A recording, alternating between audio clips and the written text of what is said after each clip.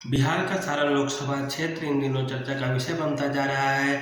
वहां से लालू यादव की छोटी बेटी रोहिणी आचार्य पहली बार चुनाव लड़ने जा रही है और वहां सामने है राजीव प्रताप रूडी जैसे कद्दावर नेता जो 4 बार अब तक सांसद रह चुके हैं और उनका जो सियासी सफर है वह शुरू होता है 1996 से, जब भाजपा को पहली बार वहां से जीत मिलती है सारण लोकसभा क्षेत्र से। और उसके बाद फिर से राजीव प्रताप रूडी 1999 में चुनाव लड़ते हैं और फिर वे जीत जाते हैं। इसके बाद 2004 में लालू यादव ने उनको हरा दिया और 2009 में भी लालू यादव वहां राजीव प्रताप रूडी को हराने में सफल रहे। और यही 2009 था जब पाटलिपुत्रा में लालू यादव चुनाव हार गए थे और छपरा से वे विजयी हुए थे लोकसभा चुनाव में, और उसके बाद वे दिल्ली पहुंचे थे। फिर 2014 से स्थितियां बदलती चली गई, लालू यादव पे मुकदमे की बारिश होती चली गई और उनको सजा सुना दिया गया और चुनाव लड़ने पर रोक लगा दी गई।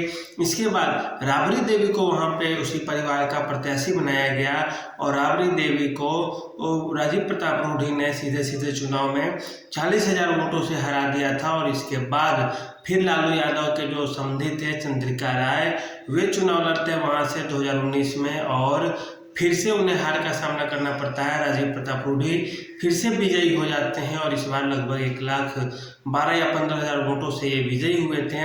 मार्जिन अच्छा खासा था इस बार के चुनाव में। देखिए फिर से लालू परिवार का ही एक आदमी, क्योंकि इससे पहले लालू यादव थे, फिर उनके बाद उनकी पत्नी लड़ी, फिर उनके बाद उनके समधी लड़े चुनाव, फिर अब उनकी छोटी बेटी रोहिणी आचार्य इस चुनाव मैदान में उतरी है। और कहा यह जा रहा है कि राजीव प्रताप रूडी के सामने रोहिणी आचार्य अभी काफ़ी छोटी पड़ रही हैं, क्योंकि इनके पास राजनीति का अनुभव नहीं है, कैडर वोट तो है। और एक और चीज़ का जो है फायदा रोहिणी आचार्य को वो सहानुभूति का है कि लालू यादव को किडनी देने का जो काम किया है वो रोहिणी आचार्य जी ही की हैं और उनकी किडनी ही लालू यादव के अंदर ट्रांसप्लांट हुआ था। इस कारण हो सकता है कुछ यादव समाज में खास करके इस चीज़ का एक अच्छा संदेश जाए और उनका जो वोट है सीधे सीधे रोहिणी आचार्य के पाले में जाए। इसके बाद वहाँ के जातीय आंकड़ों पर भी बात करें आप तो देखेंगे कि वहाँ पे सबसे ज़्यादा जो है मतदाता है यादव जाति से आते हैं सारण लोकसभा क्षेत्र में, जिनकी संख्या 4 लाख से ज़्यादा बताई जा रही है, 4.5 लाख 4 लाख के आसपास। इसके बाद फिर से बनिया जाति की वहाँ की संख्या अच्छी खासी है जो लगभग 3 लाख के आसपास आ रही है। इसके बाद 1.5 लाख राजपूत वोटर्स हैं सारण लोकसभा क्षेत्र में, फिर 1 लाख भूमिहार वोटर्स हैं और लगभग इतने ही अर्थात 1 लाख के आसपास ही ब्राह्मण वोटर्स भी है इस लोकसभा क्षेत्र में।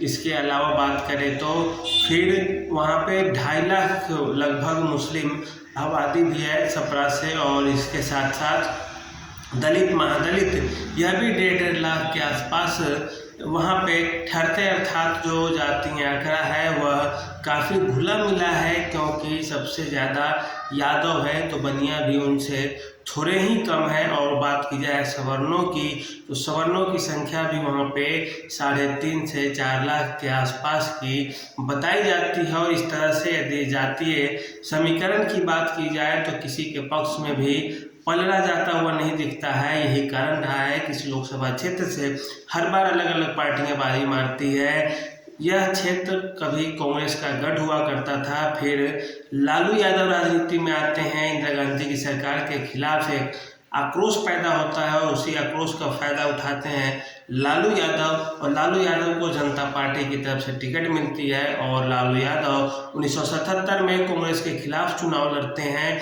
और इस सीट से विजयी होते हैं। आज जो कांग्रेस लालू यादव के साथ है वो कभी कांग्रेस लालू यादव के विरोध में हुआ करती थी और लालू यादव ने राजनीति की शुरुआत भी कांग्रेस का विरोध करके ही किया है और आज उसी कांग्रेस के साथ लालू यादव भी है। तो रोहिणी आचार्य की बात की जाए तो रोहिणी आचार्य भी काफ़ी छोटी पड़ रही है, उम्र कम है, अनुभव की कमी है, कैडर वोट उनके पास होगा ही होगा या उनके पास एक प्लस पॉइंट है।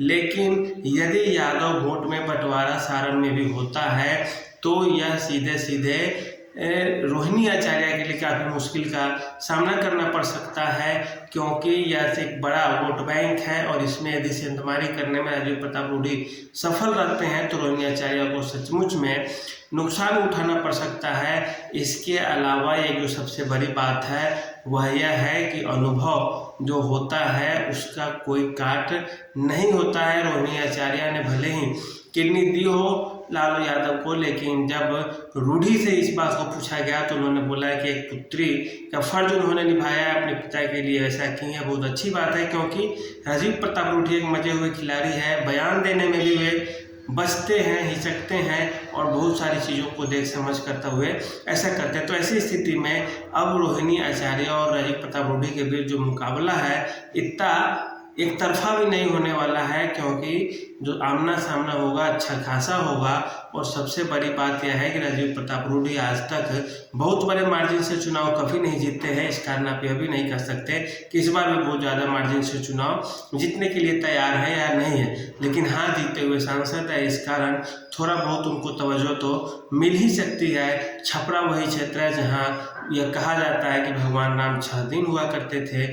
उसी शहर में भरत मिलाप का जो चौक है वह इसीलिए यह संकेत देता है कि यहीं पे भगवान राम भरत से मिले भी थे। गंडक नदी के किनारे है यह क्षेत्र, जयप्रकाश नारायण की जन्म स्थली भी रही है। इस कारण काफ़ी चर्चे का विषय रहा है और यह काफ़ी जो लोकसभा क्षेत्र है चर्चित है। आप यहाँ के जातीय सर्वे को देख लिए, राजनीतिक इतिहास को देख लिए और वर्तमान पर भी आप फोकस कर रहे हैं। तो आज के लिए इतना ही, धन्यवाद।